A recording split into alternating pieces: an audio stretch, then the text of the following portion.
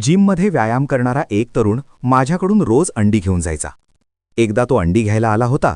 अंडी घेतल्यावर तो घरी जाणार होता, तेवढ्यात जोराचा पाऊस आला. तो पूर्ण भिजला आणि माझ्या घरात आला. त्याला मी कपडे बदलायला दिले. त्याने आपला टी-शर्ट काढला आणि त्याचे ते पिळदार, जिममध्ये व्यायाम करून घडवलेले शरीर पाहून मी आश्चर्यचकित झाले. मी त्याच्याकडे पाहतच राहिले. त्यावेळी घरात कोणीच नव्हते. फक्त तो तरुण आणि मी, आम्ही दोघंच होतो. आणि पुढे असं काही घडलं.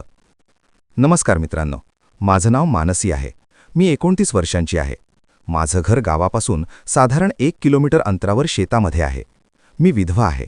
नवऱ्याच्या मृत्यूनंतर आयुष्य पूर्णपणे रिकामं झालं होतं. एकटेपणाने मन कोरडं झालं होतं. आणि दुःख तर होतंच, पण त्याहून मोठा म्हणजे उदरनिर्वाहाचा प्रश्न समोर उभा राहिला होता. आमची थोडीफार शेती होती, पण नवरा गेल्यानंतर मी शेतीकडे दुर्लक्ष केलं होतं. साधारण 1 एकर जमीन होती आणि त्याच शेताच्या कोपऱ्यात माझं छोटंसं घर होतं. आजूबाजूला कोणाचंच घर नव्हतं, म्हणून सगळं काही स्वतःला सांभाळावं लागणार होतं.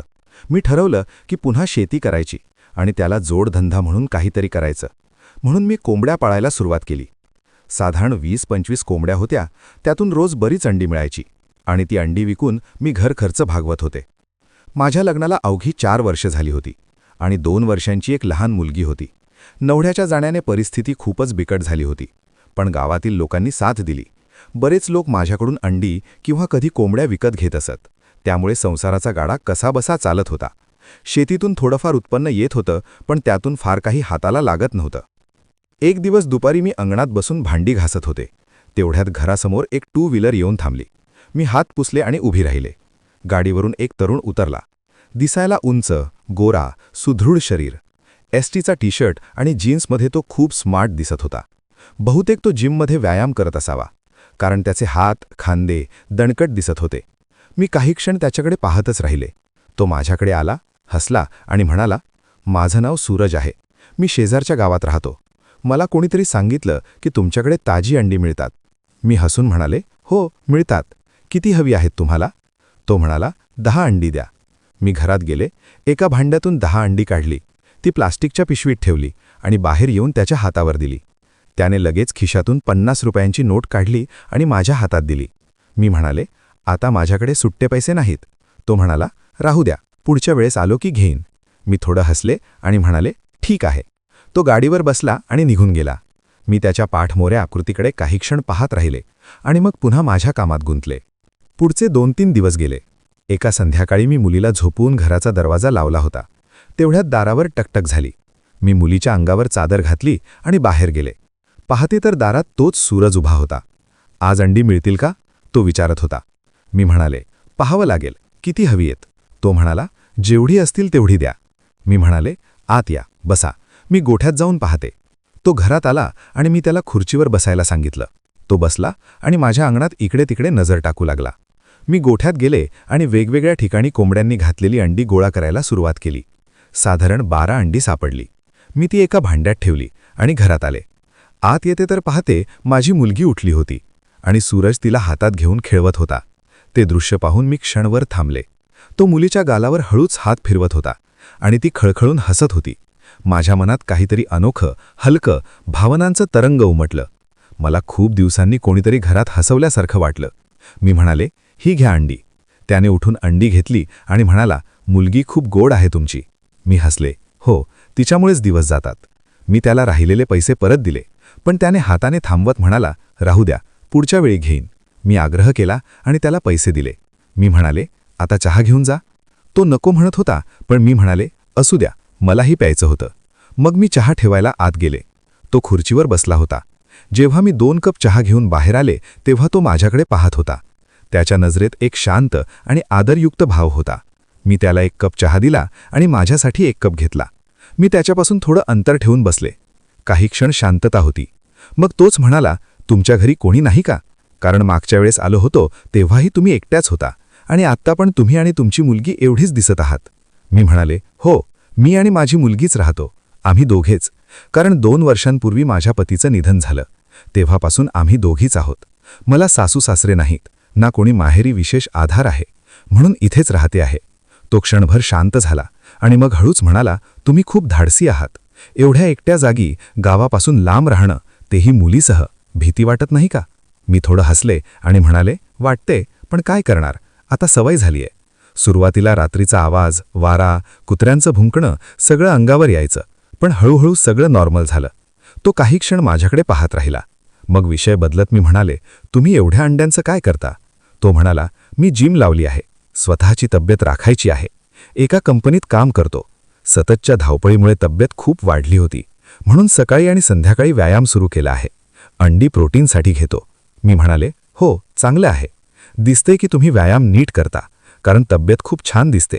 तो थोडं हसला, मग कप खाली ठेवला आणि म्हणाला, अंडी खूप चांगली मिळतात तुमच्याकडे, एकही खराब निघत नाही. देशी अंडी चवीलाही छान लागतात. आधी मी बॉयलर अंडी खात होतो, पण ती कसली चव देत नाहीत.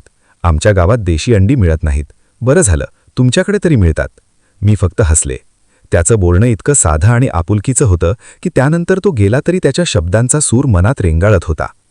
दिवस जात होते. आता तो आठवड्यातून 2-3 वेळा तरी अंडी घ्यायला यायचा, कधी सकाळी, कधी संध्याकाळी. मी हळूहळू त्याच्या ओळखीची जुळवून घेत होते. त्याचा स्वभाव शांत आणि सौम्य होता. एकदा माझी मुलगी आजारी पडली. साधारण दुपारचे 4 वाजले असतील. मी तिला कापडात गुंडाळून घेऊन दवाखान्यात जायला निघाले होते.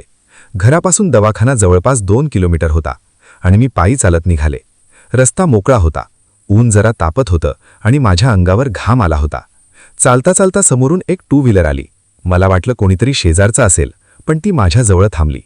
पाहते तर तोच सूरज होता. तो म्हणाला, मी तुमच्याकडेच येत होतो, पण तुम्ही इकडे कुठे निघालात? मी थकलेल्या आवाजात म्हणाले, माझी मुलगी आजारी आहे, दवाखान्यात घेऊन चालले आहे. त्याचा चेहरा लगेचच गंभीर झाला. तुम्ही पायी चाललात? दवाखाना किती दूर आहे ठाऊक आहे का तुम्हाला? मी म्हणाले, हो, पण काय करणार, न्यावंच लागेल. तो म्हणाला, गाडीवर बसा ना, असं त्रास घेऊ नका, मुलगी आजारी आहे. शेवटी मी बसले. पहिल्यांदाच मी अनोळखी पुरुषाच्या गाडीवर बसले होते, पण त्या क्षणी माझ्या मनात भीतीपेक्षा समाधान होतं की कोणीतरी मदतीला आलं आहे. तो मला जवळच्या हॉस्पिटलमध्ये घेऊन गेला. डॉक्टरांनी मुलीला तपासलं. मोठं काही नव्हतं, फक्त व्हायरल इन्फेक्शन होतं. इंजेक्शन आणि काही औषधं दिली. मी पैसे दिले आणि सूरजने मला पुन्हा घरी सोडलं. घरी येऊन मी मुलीला खाटेवर झोपवलं आणि त्याच्याकडे वळून म्हणाले, खूप आभार तुमचे. तो हसून म्हणाला, आभार कसले, एकमेकांना गरजेच्या वेळी मदत करायला हवीच ना. त्या क्षणी माझे डोळे पाणावले. मी काही बोलले नाही. वातावरणात एक शांत ऊब पसरली होती. तो मला म्हणाला, आज काही अंडी शिल्लक आहेत का, भेटतील का? मी गोठ्यात गेले. आज काही अंडी कमीच सापडली, फक्त 8च होती. मी ती घेऊन आले, त्याला दिली. त्याने अंडी घेतली. तो पैसे देत होता, पण मी म्हणाले, तुम्ही माझी एवढी मदत केली आणि मी तुमच्याकडून पैसे कसे घेऊ? तेव्हा सूरज हसत म्हणाला, असं म्हणू नका मानसी, मदत केली म्हणून काय झालं, हा तुमचा व्यवसाय आहे, त्याचे पैसे घ्यावेच लागतात. असं म्हणतच त्याने 50 रुपयांची नोट माझ्या हातावर ठेवली. त्या क्षणी माझे डोळे पाणावले. आयुष्यात पहिल्यांदाच कोणीतरी एवढ्या प्रेमानं, माणुसकीनं बोललं होतं. प्रत्येकजण आपला फायदाच पाहतो, पण सूरज तसा नव्हता. त्याचं बोलणं, वागणं आणि माणुसकीनं भरलेलं वर्तन पाहून माझं मन हलकं झालं. एकदा संध्याकाळी साधारण 5:30 वाजता तो आला. आता त्याला विचारावं लागत नव्हतं की आत येणार का. तो सरळ येऊन अंगणातल्या खुर्चीवर बसायचा, पाय पसरायचा आणि मग सुरू व्हायचा गप्पांचा बारीक सोहळा. घराच्या अंगणातली ती जुनी हिंदोळ्याची खुर्ची आता त्याच्याशिवाय अपूर्ण वाटू लागली होती. त्या दिवशीही तो नेहमीप्रमाणे आला होता, पण त्याच्या चेहऱ्यावर एक वेगळंच हसू होतं. डोळ्यात काहीतरी लपवल्यासारखं चमकत होतं. हातात एक छोटीशी गुलाबी रंगाच्या फुलांची छाप असलेली पिशवी होती. मी विचारलं, काय आहे हे, आज खास दिसता? तो थोडा लाजला, नजर खाली घालून पिशवीकडे पाहिलं आणि म्हणाला, तुमच्यासाठी, म्हणजे तुमच्यासाठी नाही तर तिला आहे. त्याने हनुवटीने आतल्या खोलीकडे इशारा केला, जिथे माझी लेक गाढ झोपली होती. माझ्या मनात उत्सुकता आणि हलकीशी कुतूहल निर्माण झालं. मी हात पुसत हळुवारपणे ती पिशवी घेतली, उघडली. आत पाहिलं तर क्षणभर माझा श्वासच थांबला. त्या पिशवीत कोपऱ्यात दुमडून ठेवलेली एक चंदेरी रंगाची, झगमगत्या दागिन्यांसारख्या फुलांची छोटीशी फ्रॉक होती आणि तिच्यावर एक छोटीशी जोडी होती, चांदीची पैंजण. ती इतकी छोटी होती की हातात घेतली की बोटात मावेल, पण तिची चुळबुळ अजूनही कानी येत होती. हे पाहून मी भारावून गेले. माझ्या डोळ्यात पाणी आलं. हे पाणी दुःखाचं नव्हतं, तर कोणीतरी आपलं दुःख इतक्या जवळून पाहिलंय, आपल्यासाठी एवढा मनस्वी विचार केलाय, या कृतज्ञतेचं होतं. मी नजर वर काढली तर तो लाजून जमिनीकडे बघत होता. मी गहिवरलेल्या आवाजात म्हणाले, हे सगळं कशासाठी? तुम्हाला कशाची गरज होती? तो निवांतपणे म्हणाला, कशासाठी? असं काही नाही. मी खूप दिवसांपासून पाहतोय, रोज येतो तेव्हा. तुमची मुलगी अंगणात खेळते, तिच्या पायात काहीच नसतं, कधी चप्पल तर कधी अनवाणी, पण तिचे पाय खूप गोड आहेत, तिचं हसू खूप गोड आहे. तिच्यासाठी मनात आलं म्हणून आणलं, आवडेल तिला.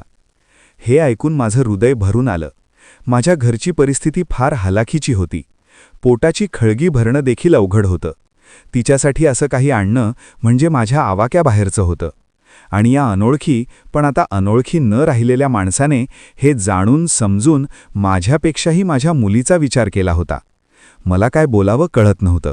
शब्द गहीवरून गळ्यातच अडकले. मी हळूच म्हणाले, तुम्ही खूप चांगले आहात. तो हसला.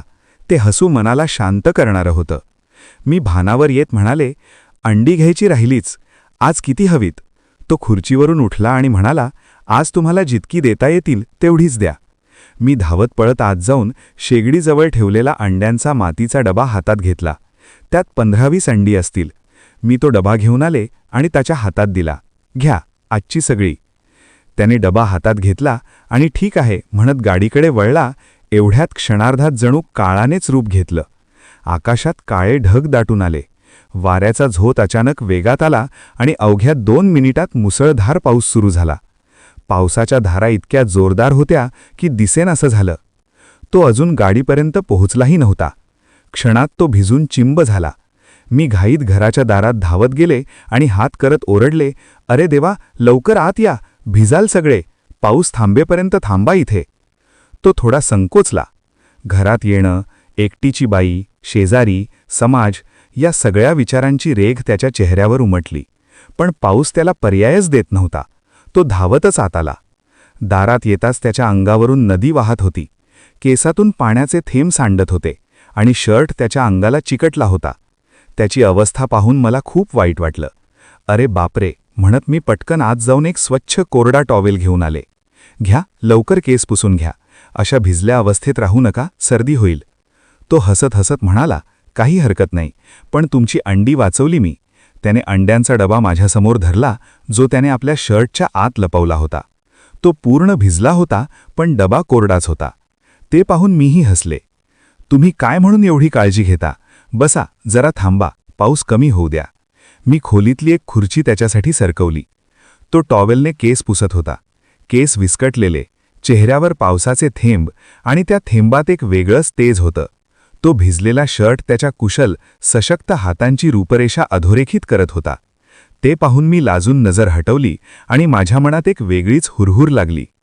आतल्या खोलीतून माझी लेक उठून येईल आणि हे सगळे बघेल या कल्पनेनेच मन गोंधळलं होतं. हा अनोळखी माणूस आता अनोळखी नव्हता, तर तो आपला, अगदी आपलासा वाटू लागला होता. आणि आज माझ्याच घरात पावसाच्या या सुरक्षित कैदेत तो माझ्या समोर बसला होता. माझ्या कपाटात अजूनही नवऱ्याचे काही कपडे होते.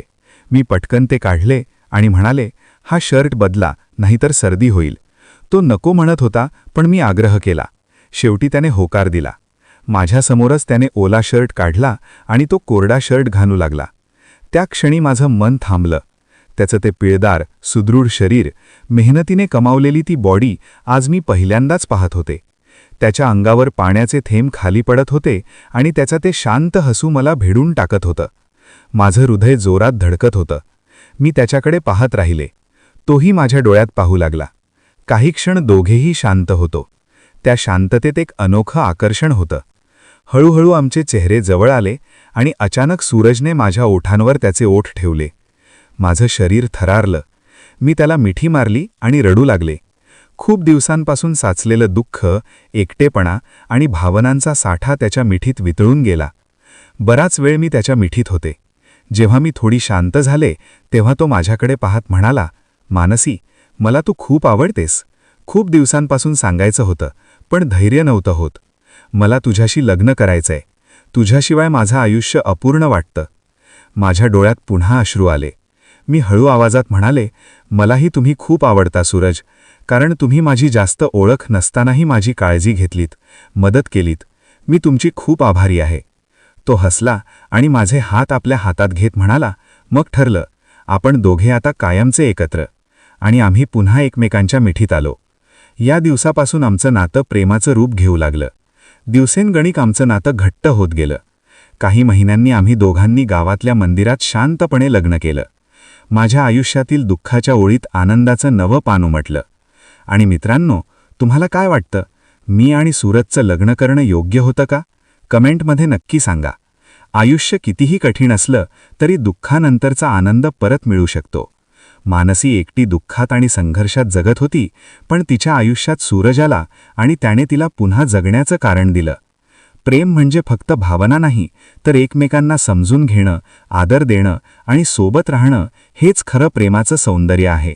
म्हणूनच मित्रांनो, कधी आयुष्यापुढे हार मानू नका, कारण कधी कुठून आणि कोणाच्या रूपात तुमचा आनंद परत येईल हे कोणालाच माहीत नसतं. फक्त माझी आणि सूरजची प्रेम कहाणी तुम्हाला आवडली असेल तर कथेला लाईक, शेअर करा आणि माझ्या चॅनलला सबस्क्राईब करायला विसरू नका. धन्यवाद.